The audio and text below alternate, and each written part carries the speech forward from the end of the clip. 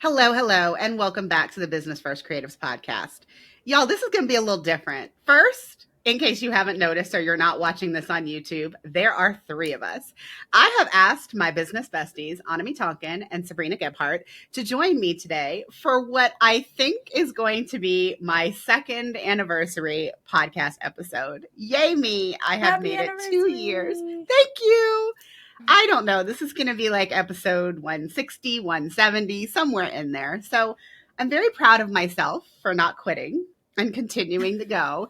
But I'm also going to admit to you guys that I'm in a headspace right now where I'm a little like, I don't know what to do for these podcast episodes. So they were gracious to come and join me. And guys, there is no plan, which I honestly don't think that there are two worse people to get on a podcast episode with no notes, no questions, and no plan, because I am off the cuff 24/7, and neither of these ladies are. Good morning, Annemie. Good morning, Sabrina. Good Hi. morning and congratulations. I know. Thank and you so much.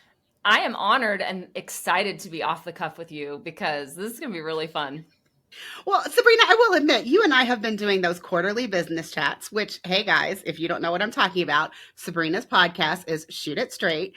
And in 2024, we are recording an off the cuff business bestie chat every quarter where we're talking about the real shit that's happening behind the scenes in our business and what we're currently planning and whether or not we actually did what we said we were going to do the previous quarter. Spoiler, I have not done anything that I said I was going to do in a quarter, but there's always Q3. So if you haven't listened to those chats, I am going to link them in the show notes. But I thought it would be fun to have them on, not only because they're my business besties, not only because we just spent a fabulous weekend together in Michigan getting shit done, but both of these ladies have been in the photography business for 10 plus years, just like me. So I thought it would be interesting to come on and basically talk about our businesses and what we're currently seeing and maybe what we would do if we started all over. I mean, I don't know if we're going to get there, but let's dive in. I've got my first question, guys, and either one of you can take it. You know, you guys can squabble, you can fight, whatever. We have been talking a lot about business versus photography. And so when you decide that you want to pick up a camera and you want to charge people actual money to take their photos, one of the things that happens is you suddenly decide, oh, this is a real business and it takes more skills than clicking your shutter in order to make it work. So let's just start with a number because I'm a numbers person. What would you say is the percentage of your job as a photographer that's business tasks versus actual photography? I'm going to say business is 90% and photography is 10. Yeah, I think you can streamline both and you can choose to be more streamlined on one side or the other. So you can let's say that you love the photography side and really don't like the business side. I would recommend that you streamline that first. But when it comes down to individual tasks, I am right with you, Sabrina. Like it is a 90-10 kind of a proposition. So it takes a fair amount more to get the business parts set up and then organized, streamlined, and potentially even outsourced to somebody else than it does on the photography side. Ding, ding, ding. I really did wonder how long it was going to take one of us to use the word outsource. I think that was less than 5 minutes, y'all. Good job. Do I get the slime poured on my head like back in the Nickelodeon days? Yes. I think that is a great analogy for what we should do to you, Annemie. And it is true. I feel like photographers as a whole are very slow to outsource. And whether that is outsourcing business tasks, like through your CRM, through a virtual assistant, or if it's actually outsourcing the photography, which would be like the editing, but it's also taking on people like associates, which is, that's a pretty controversial topic for a lot of people because only you can take a picture like you can. I don't know. How do we feel about that statement? Ooh. Do we want to dive into that statement or do we want to dive into the paying for outsourcing statement? Because I have thoughts on that too. Whichever one you want to roll with, Sabrina. Yeah. Okay. So as far as the paying for outsourcing, people that start off as photographers, again, they want to be creative. They want to take the photos. They have that passion as their hobby. They want to make money. All of a sudden they realize they have 90% of this job is business things. So they're kind of learning and figuring it out. They're winging in that part. And what they don't realize is that you should not be paying for outsourcing out of pocket. It should not be coming out of your profit or your paycheck. You build that in to your expenses and your rates. And I literally teach on this all the time. I'm like, that's fine if you say you cannot afford more childcare hours or an editor. Raise your prices so that you can afford those things. It's quite simple. Yeah. I think, there is truth to the fact that no one can take a photo exactly like you. I think that the part that gets me kind of where I feel like I have to bite my tongue sometimes is what makes you so unbelievably special that the people who are reaching out to you who want to hire you, but maybe, need something a little bit cheaper, whatever, like that they are missing out on having any photography experience at all that you could get behind. I mean, we all have a finite amount of time. If you want to, for instance, pay to have an associate, and in order to do that, you have to increase certain amounts of, certain parts of your pricing, whatever. The math can work where you can take on an associate and charge less than you would charge for you to go make that photo because that person is at a stage in their career where they don't have the overhead or they don't have the needs for profit margin or whatever. So you can run the business side of things for them, offer them a living wage to go make the photos, and then you're handling the business side of it. And everybody wins. Like you're making money on that transaction, the photographer's making money on that transaction, and the person who's hiring a photographer at a rate that they can afford is getting the thing that they want at the price that they can afford. And so what bugs me is when somebody's like, well, it's just all or nothing. Either you're going to pay my rates, whatever those are, or I can't help you. And there's a time and a place for that, but it's certainly, I feel like ego needs to be taken out of it a little bit. Yeah. That is so true.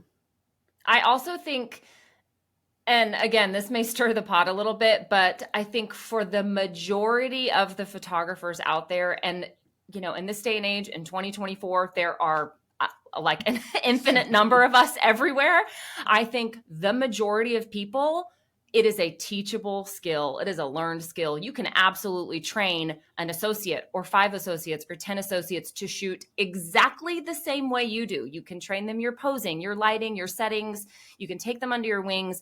It's very similar to when certain artists go learn from other educators. You can tell that those people have learned to shoot like that said educator because it's a teachable thing. And again, there are a small percentage of photographers that really do have this off the charts artistic eye and things that are maybe not teachable. But for the majority of us, you can absolutely teach somebody to take a photo just like you would. Absolutely. And I want to be clear for the listening audience. I have never had associates. As far as I know, neither of you have as well. No. But have you ever toyed with the idea of bringing associates into your business? And if you did think about it, why didn't you? Yeah, I'm toying with that idea right now because I am actually at a place in my business where the education side of my business is taking up a lot more of my time. I have my membership. I have these dedicated clients who love working with me, and I love working with them.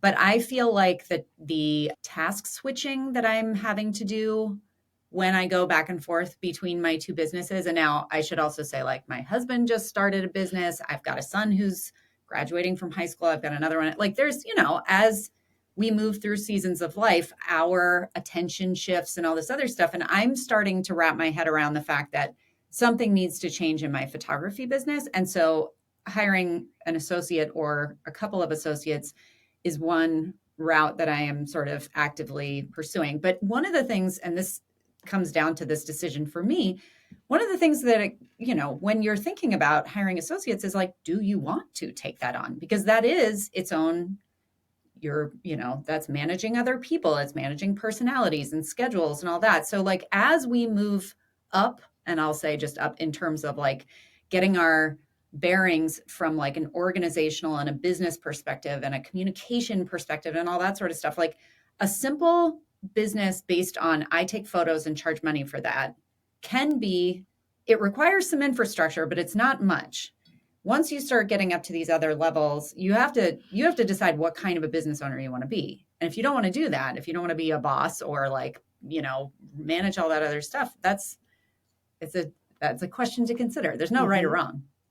Yeah, I have a similar answer as Annemie here. I never followed through with it because I got to a point where it was like, okay, do I want to expand this part of my business or do I want to spend my time, energy, and efforts growing the education side? Right. And I chose the education thing. And for me personally, I don't have a membership. I do have tons of recurring clients and things like that. And I still have a lot of great word of mouth.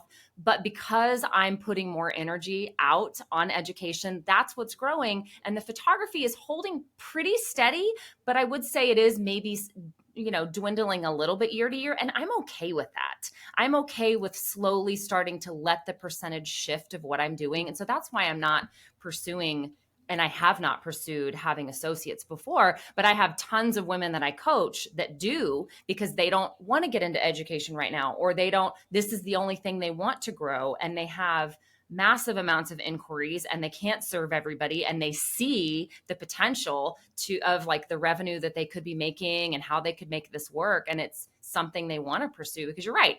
It is managing more people. It is more moving parts, Mm-hmm. What about you, Colie? I'm going to take this in two parts. So the first thing that I want to say is I had never considered doing associates until I was having a conversation with Jordan Gill, and she was talking about building an associate program, but I thought she meant for my systems business. And then when she said, no, I'm talking about your photography, I was like, well, I've never really thought about that. And at this stage, I am just like you guys. I feel like my photography, the percentage is definitely shifting more towards systems than it is photography. But I think what all three of us will agree on is that basically we have put a lot of time and effort over the 10 plus years that we've been in business in order to really maximize our SEO. And so we don't have to put forth any more work to get the inquiries because the blog posts that we've been doing for the last 10 years are still doing its job. And so when you get these inquiries that you don't have capacity for and that you don't feel like you want to take on, maybe it's something slightly different than, what you are known for or what you currently want to pursue. The question is, do you just let the return on your investment for the SEO just dwindle? Now, there is one other alternative that I will just put out there, and that's like having a referral program, whatever you want to call it, with other photographers in the area. So if you know that there are people who are fantastic and about in the same price range as you, because you don't want to take someone who just doesn't want to pay your prices and send them to someone that's half your cost. I mean, that's not a good use of your SEO. But if you are referring out and you are getting like a referral fee for every time that you're sending them to them, you're still monetizing the fact that you are getting the referrals and that you are sending them out, but you are not getting the headache and the extra management of people that you would need to do in order to run an associate program effectively. Yep.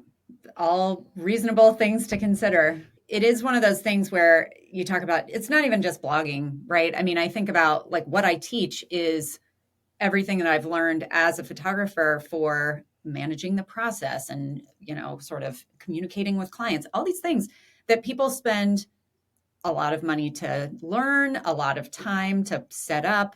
They shed many tears in the process trying to come up with, and so I look at if I were a brand new photographer and a very well-established photographer came to me and said, your work is great. You seem like a reliable person. How would you be interested in coming and working for me and not having to maintain a website and worry about your SEO and worry about how to find new clients or any of that sort of stuff? I'm going to guarantee you X amount of work, or maybe that's not part of the deal, but I'm going to refer people to you. You're going to work for me. You're going to turn these photos in. I'm going to manage the rest of it. Like, I think I would have jumped on that in a heartbeat because the rest of it just felt like a huge hill to climb. Now on the other side, I'm like, no, I'm glad I learned all that stuff because it applies to so many other things. But it takes a long time. I mean, the fact that the three of us are sitting here talking, having been in business each for more than a decade, no matter what somebody's trying to sell you, it doesn't happen instantly. It does not happen instantly. But I think that feels like another controversial topic that I often hear when I am trying to, and I don't want to say the word convince lightly, but when I am trying to educate people on the value of having a CRM and or just systems to where you have a repeatable process that you are doing with each client. I mean, we were talking earlier about snowflakes. Like you think that you're the snowflake artist and that only you can do it. But I also think that there's a little bit of, no, I want each of my clients to have a high end, custom feeling experience. And they just don't think that making it consistent and repeatable is aligned with that high touch experience. And so I feel like I spent a lot of time trying to convince the newbies, no, you really do need these systems, even if you barely have clients right now. Because then when you get the clients, you don't have to spend so much time managing them. So I think also that, this associate kind of idea that we are discussing today would help with those, because then they really wouldn't need the systems. Like you would have the systems as the person that's controlling or running the associate program, and they are literally just having a conversation with the client, showing up to photograph them, and then turning in the photos at the end. Like they don't need to worry about any of the back ends, whether it's collecting the money or managing the entire client experience from beginning to end. Yep. That brought something up for me. Of course it did. Where, okay, this drives me nuts. Like the idea that you can give better service if you create your system from scratch every single time versus having a system is bananas. I have a different word, but I'll take bananas because that's PG-13. I think about, like, let's try and think of the most sort of over the top luxury experience you can possibly have, right? And we could brainstorm that, but just like off the top of my head, think about showing up at some like very high-end Hollywood A-lister spa resort situation, right? If you think that you walk in and they hand you champagne and a fluffy white robe and a whatever, and that's not all written down in a handbook as like step 1, do this, step 2, do this. This is how the towels are folded. This is how the such and such is folded. That's exactly how those kinds of situations are created. They feel unique to you because it's the first time that you've done it. Or you go back and you've told your friend like, oh, this is what's going to happen and it's going to be so great. Or just wait until we walk around this corner because then this new thing is going to happen. If you go and don't do that, you're disappointed. The only direction that it can go and be sustainable is up. So like, unless you think that you have the capacity as a business owner to show up the same or better every single time from scratch, which I think is, again, bananas. Bullshit. Then, it's only going to come around to bite you. Yeah, I would go as far to say that the only way that you can have a high-end luxury, high-touch experience is to have systems and workflows and automations in place. Yeah. I don't think it's possible without those things, period. Yeah. End of story. I want to switch to pricing now. now that someone has used the word luxury, let's get into that. So everyone, in case you have not been following Sabrina's Instagram, I feel like she's been putting out quite a few, I don't know, I read it and I'm almost reading it in like my own tone. And I'm like, ooh, I really wish I'd put that on my Instagram. So instead, we're going to discuss it on this episode. But one of the things that she said, and I know all three of us love talking about pricing, which is why this is a really good thing to hit. It said, raising your prices should be the last thing that you do. And there's a running joke, not only between the three of us, but like every single person that I have a conversation with, that if you wait 10 minutes, Colie is probably going to tell you to raise your prices. I mean, guys, if you get told no, my answer is to raise your price. If you get told yes too many times, my answer is to tell you to raise your price. There are a lot of times where raising your price is actually the answer. But then when Sabrina had this on her Instagram, I was like, okay, but I don't say these other things that she said, and they're all still totally true. So Sabrina, why is raising your price the last thing that you should do? And I'm going to literally look at the clock and see how long it takes you to say this magic word that's in my head. Oh dear, I don't know what the magic word is, my friend. So this could be a really long chat. The premise that I put out on Instagram, because I don't know if you swiped. I don't know if you swiped and read the post, but it was all about mindset and how if you are not prepared for what is going to happen on the other side of raising your prices, all you're going to do is immediately drop them back down. Something that I try and prepare people for all the time is when you raise your prices, you're going to get told no. Period. And unfortunately, we have, there's all these red flags. I did a podcast recently about like 10 red flags. It's time to raise your prices. And like Colie said, there's all kinds of reasons and signs that you need to raise them.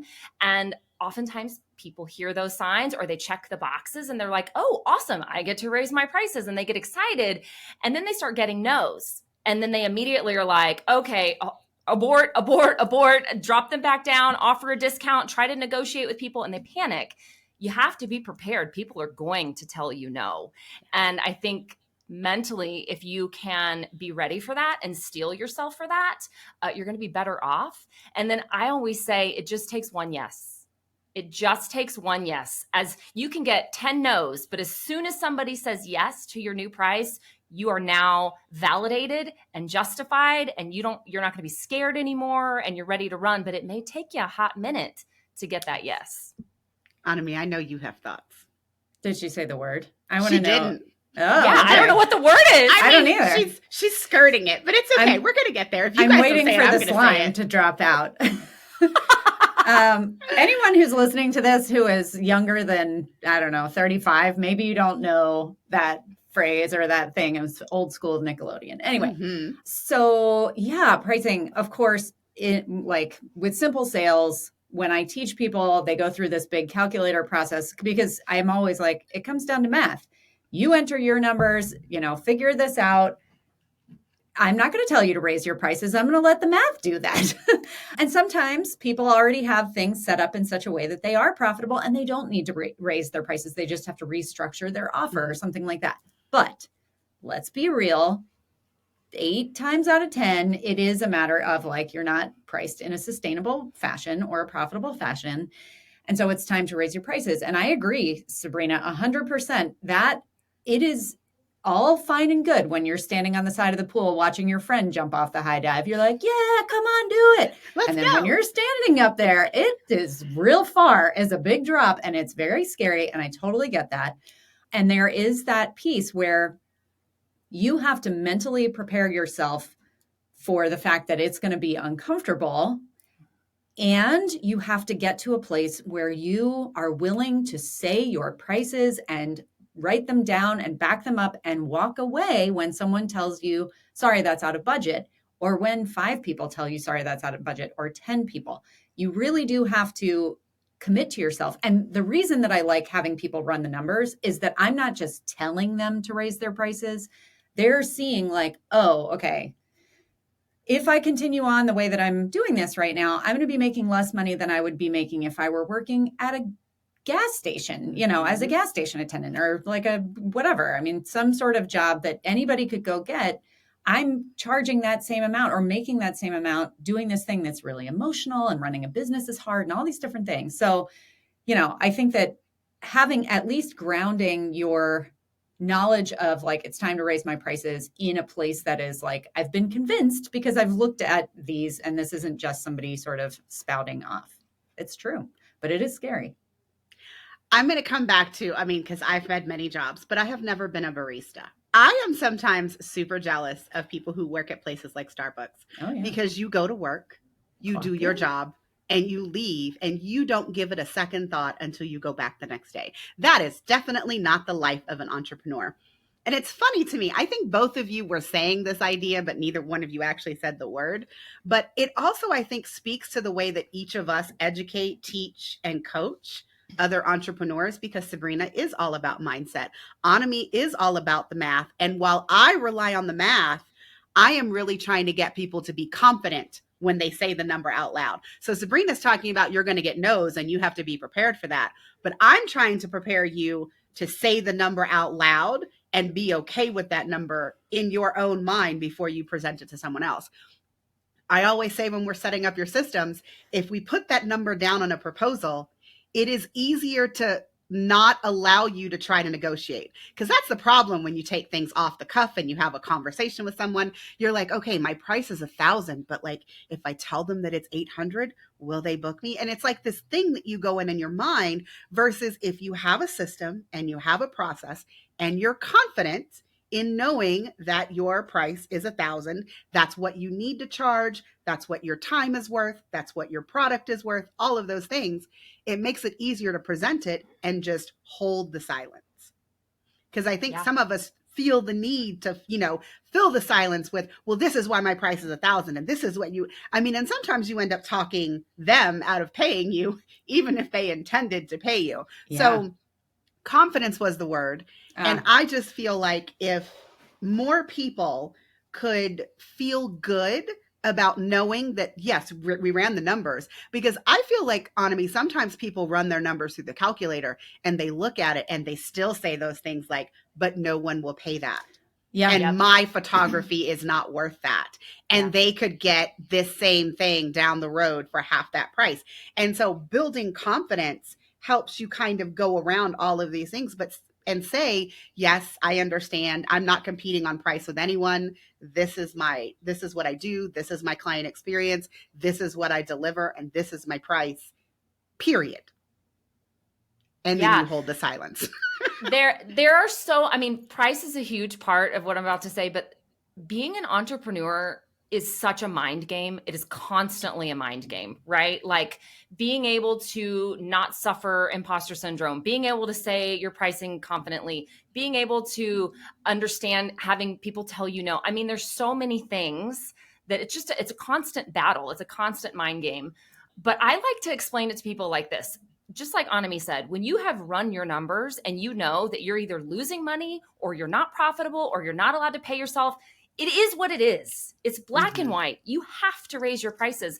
But when you think about it like this, if you are to imagine your favorite local business, your favorite mom and pop coffee shop or boutique or florist or whoever, fill in the blank, your favorite local business, the one that you go to all the time, that you know the owner, that it just makes you so happy. If you heard through the grapevine that particular business was losing money, you would panic. You would be a little like, oh my gosh, we have to save them. What are we going to do? You'd try and, rally everybody to come. You would do anything possible. So why is it okay for you to be losing money or to not be profitable? It's not. We just take it so personal and it's such a mind game. But at the end of the day, it's business. It's not personal. You have to be profitable. You have to be making a good wage for what you're doing. Mm-hmm. Yeah. And I am absolutely on board with that confidence piece. To me, I just like to root that in. You're confident in it because it is tied to your thing.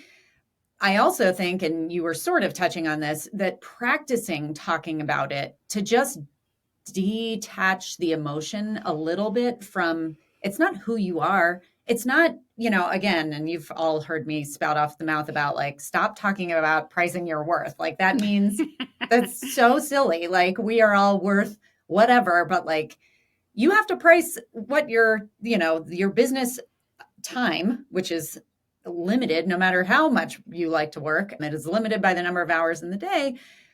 You have to price that in a way that allows you to cover your bills, or you are eventually going to have to quit. And to Sabrina's point, like if your favorite local coffee shop that you go to every day and you spend $1 on a gorgeous latte that takes somebody, 14 minutes to make, if they're going out of business and because they refuse to up their prices to $4 for that latte or $6 for that latte, and they can't pay their people and they can't buy the beans and they can't do whatever, then who loses? They lose, but you lose as the consumer as well. So like, again, it is uncomfortable for a lot of us as artists to say, you know what, if I'm going to do this, this is the price. And I have to get real comfortable with that, because until you are confident in it, until you are comfortable saying it, at least pretending to be comfortable with it, nobody's going to buy it, which is the reason that when you first raise your prices, it's one of the reasons that when you first raise your prices, you get hit with a flurry of no's,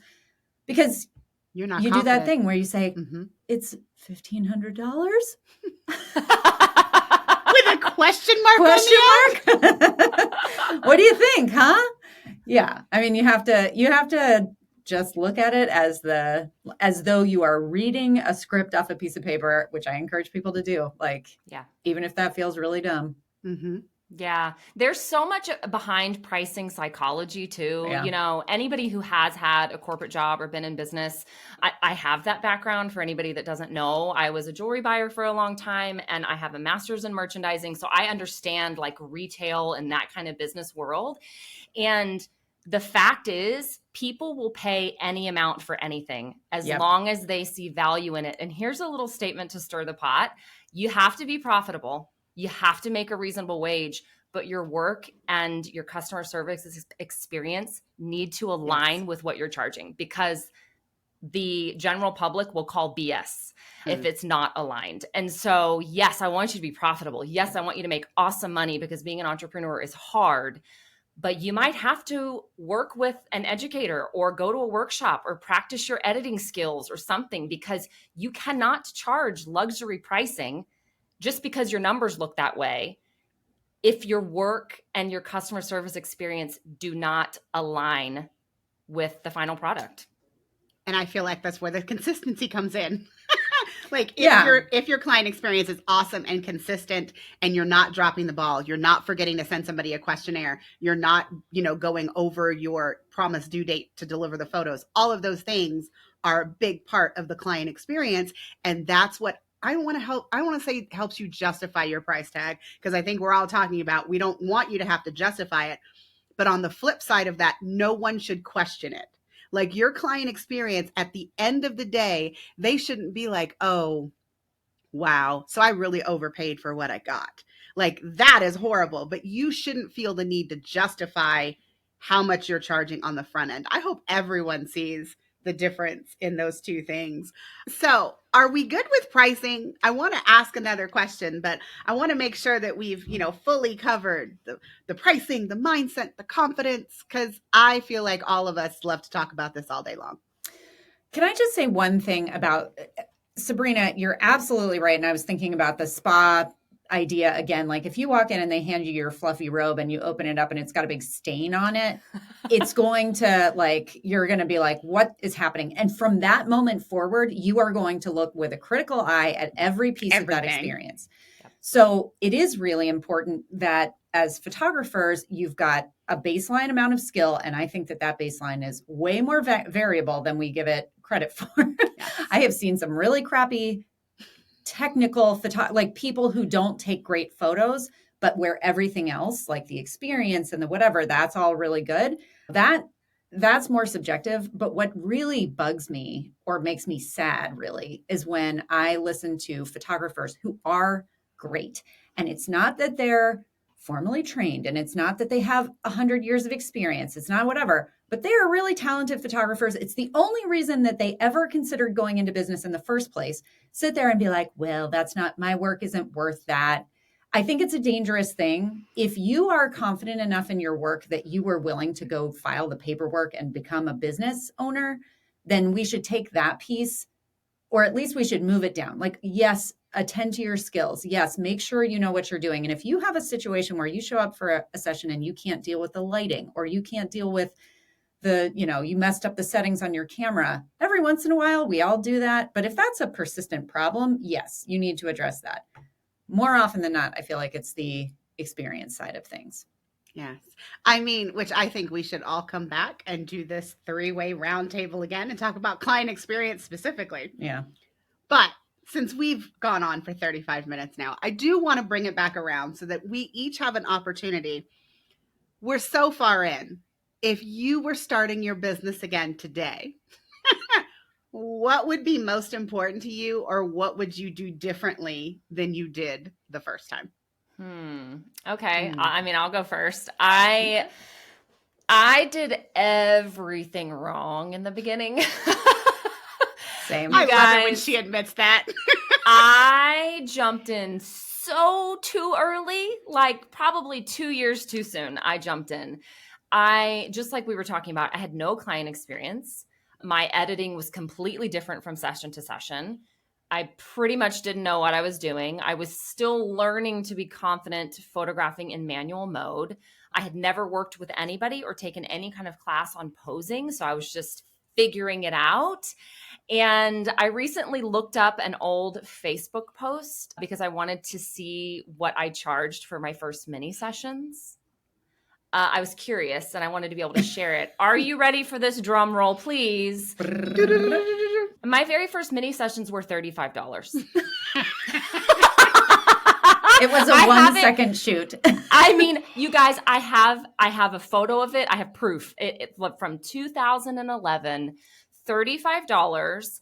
How much money was I losing on that? I mean, unbelievable. And then when I raised my prices, it was to $50. And I said yes to every single person that came to my door. And I had the worst mindset. My mindset was literally, oh my gosh, people are paying me money to take photos. Any amount of money is great. And it was a mess. It was an absolute hot mess. But if I were to take all of those mistakes and lump them under one umbrella, what I see is that I waited way too long to learn from somebody to tell me what I should be doing correctly. I waited 2 years and it was a disastrous 2 years. I'm really surprised I survived.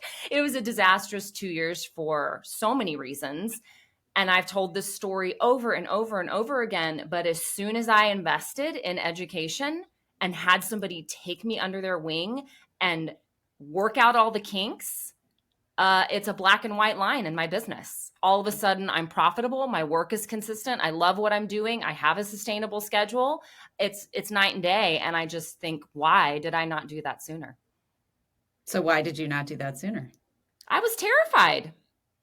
It was a huge investment. You can't spend money that you don't think that you have, which is something that we talked about before we hit record. Exactly. Yes. And I was in that scarcity mindset, which is where a lot of people are when they're starting out. You know, you bought this big expensive camera. Maybe in my situation, in our household, like we were not doing great financially. So any amount of money I was bringing in was nice. Okay, let's not lie. It was nice. But the amount of hours that I was pouring in to learning Lightroom, learning how to edit, playing with presets, doing all these things, creating my own website, like figuring all this stuff out. I mean, hundreds and hundreds and hundreds of hours when I had a 3-year-old and a 1-year-old. You know, I missed out on so much stuff at the time. And it's just really sad that I was so stuck in, I can't possibly invest several $1,000s. And of course I couldn't. I was charging $35.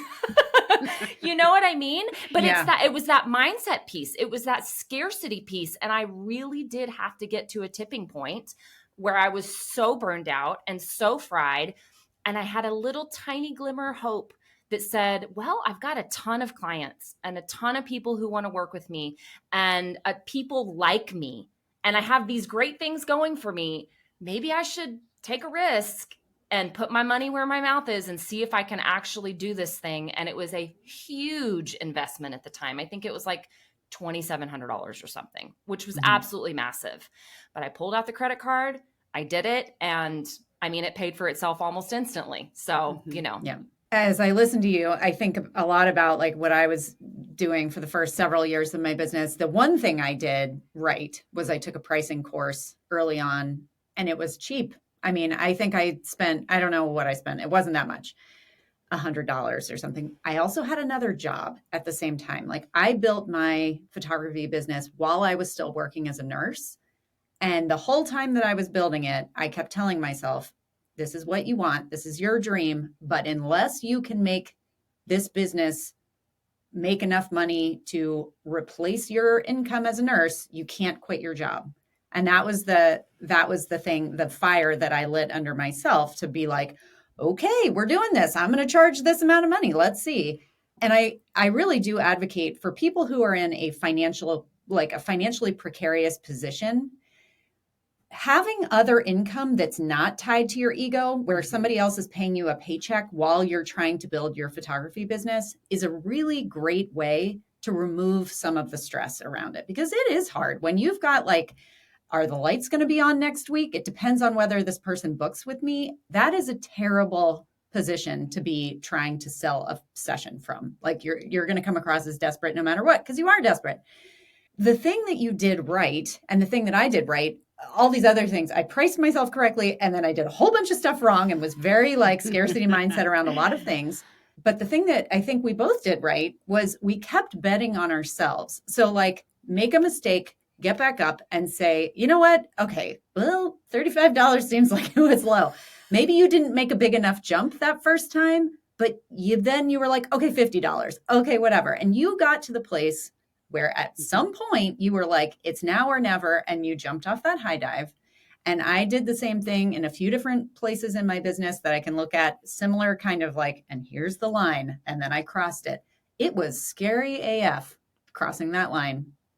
And it's the sort of thing that everybody's situation is a little bit different. It's never going to feel as hard when you're watching somebody else do it as it is for you. But I guess I would say, and I know, of course, Colie, because I know your story too, like, we all have this shared experience, as does every other person that I've known to be, not just in photography, but in any business as an entrepreneur for a long time. You have to believe that it's worth it. You have to believe in yourself. And then you have to be willing to like do the scary thing sometimes. Yes.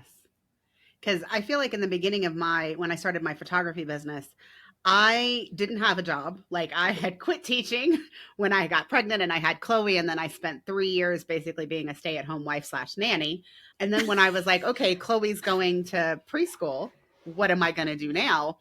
I always made sure that my pricing was profitable, but I wasn't working enough to pay myself a salary, which I think is different. Mhm. I was making what I needed to make based on the amount of time that I had to put into the business. And from the beginning, I wanted to make sure that my hourly rate was as much as James made, which I really wish that I could scream from the rooftops. If your husband makes $50 an hour, that is not what you need to make as an entrepreneur. You need to make something closer to 125 or 150 so that after you've paid taxes and after you've paid your expenses, that the actual hourly rate is similar. Right. But I do really think that I did a lot of things right. The one thing that I wish I had done earlier or that I would start doing, if I had to do it again, is that outsourcing piece. I didn't get any of that outsourcing in place until I legitimately couldn't see a computer screen, which was absolutely ridiculous. Because then after I had somebody edit the sessions, I was like, you know what? That's not too bad. This is something that you can train somebody else to do. And I mean, once I realized that, and it wasn't so scary to just give up a little bit of control. I mean, you guys know now there is nothing that I won't outsource. Yeah. Nothing.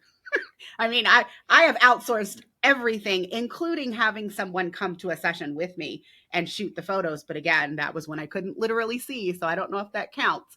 But I just feel like I wish that I had known the value of outsourcing and that I didn't think that I was such a snowflake to where no one could edit like me, no one could shoot like me, no one can answer people's emails like me. All that is bullshit. You can have a folder, you can do SOPs, you can literally train anybody to do anything. And guess what? If they don't get it right, it's okay, because then you can just give them feedback and have them do it again. So I guess my second piece of information that I would impart on someone else is that when you outsource, it will not be right the first time.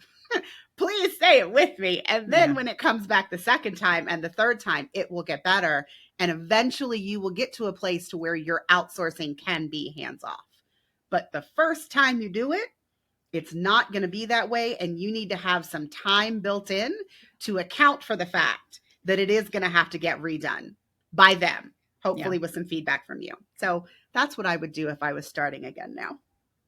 Yeah. What you said about how for so long you were like, oh, I'm the only one that can do this and this and this. That's part of that mind game piece. Like starting a business, especially a creative one, where it's our vision coming to life. It's us marketing to get clients. It's us getting the feedback. It is so personal that it's the whole thing, start to finish. You constantly have to manage the story that's going on in your brain. Are you getting in your own way? 9 times out of 10, you are, and learning how to manage that is really hard, but it's important. It's so important. Well, and I feel like when I actually let go, and I mean, I did realize that other people could create documentary photos just like me, was when I was teaching that course for those 4 years. I mean, the person who was one of the 5 people who paid me actual money for the first run of that course, she ended up becoming one of my best friends. And she has photographed my family a couple times. And the first time that she photographed us, I literally taught her how to make a film and how to video because I wanted a film of my own family and there was no one for me to hire. And once she did it and she sent me the film, I sent her back 3 things. Can you just change these 3 tiny things? And she changed it. And I was like, well, shit, I could have made that film. That's when I realized I am not a snowflake. Anybody can do what I do if I explain to them, what it is that I do and how I like it. But I mean, also, all of us are artists. All of us have gifts. And so even if someone doesn't do it exactly like I would, it's okay. It doesn't mean that my art is better than their art or that their art is better than my art. It's just different art. So, yeah. So what do you think would be if you could give somebody a piece of advice? Like if they're hearing this and they're like, okay, guys, I know I need to finally outsource, but they're nervous, they're scared. Like how do they get off the diving board? Well, it's currently May. Hopefully, this episode goes live in June. You still have time before fall. I would say immediately look if editing is your nemesis, because again, we are all like, outsource your editing, but maybe that's not the part that you want to give up. Whatever is giving you the most stress in your business is what you need to find a way to outsource. And I just think the bit of advice that I would give is number one, figure out what your budget is. Number two, make it work inside of your current prices so that you are not paying for this outsourcing out of your profit. You're paying for it out of the revenue. And then the third thing is just make sure that you have enough time to get it done and get it right before you enter your busy season, whenever that is. I feel like I didn't entirely answer the question about like what I would do differently. And I'm just going to say it really quickly because it rolls into the, like, this is what I would say. So Sabrina, you're talking about education. Colie, you're talking about outsourcing. I'm just going to put if there's a like golden triangle for this, the third one is systems. And we've touched on it and I've talked about it, but like, I feel like the better I get at business, if I am to look at one thing about it, and it ties into both of the others. Sometimes the system includes pieces that are outsourced. Often you have to have somebody show you how to set up a system, or it's a lot faster to have somebody show you how to set up a system. But if you feel any part of your business feels chaotic, start there. Like find the piece that feels the hardest, the most chaotic, gives you the most friction, the thing that you procrastinate about, the thing that you feel insecure about, and systematize that thing and get that locked in, written down, because everything else, as far as I'm concerned, in business kind of flows from there. You can identify the problems, you can identify the things that you can outsource, you can train the people that you're outsourcing to. If you don't have a procedure for something, you need it. And does anybody else think it's weird that Annemie is the one that said systems and not me? It's okay, though. I knew she was going to mention systems at some point. And I just want to point out that while I am constantly talking about systems and your client experience and things that you can do inside a CRM, that is not the definition of a system. A system is just a process that you have that's repeatable that you're doing over and over again. So guys, whenever I say systems or when Annemie is talking about systems, we're not actually just talking about a CRM. Like we're not talking about what you can automate inside a tool. Systems and processes are such a bigger piece of the puzzle than what you can put into software. Yeah, it's literally a series of steps. So a system can be as simple as a checklist on a piece of paper. All right, guys, how do you feel about this conversation? Was it good? I think we should do it again. I think it was good. I do not envy you the task of coming up with a title for this conversation. Oh, can I share a secret? Hi, Haley. I don't make titles anymore. Oh, there you go. Well, best of luck, Haley. So, I mean, and she's actually just going to be glad that I now have something for my anniversary episode. So it's all good. Haley, you're welcome. 3 different people to edit this time. I love you. No, this was really fun. I think we should definitely do it again. Yeah. All right. Congrats again. Oh, thank you. Listening audience, if you would like to hear the 3 of us do it again, why don't you pop into any of our DMs on Instagram and we would love to hear from you. But Sabrina and Annemie, thank you so much for coming on. I mean, I've always been scared of doing like multiple conversations because I'm that person that's constantly trying to make sure I'm not talking over someone. So this worked really well. So I'm very happy, and we are going to do it again. Yay. Thanks for Thank having us. you. All right, everyone. That's it for this episode. See you next time.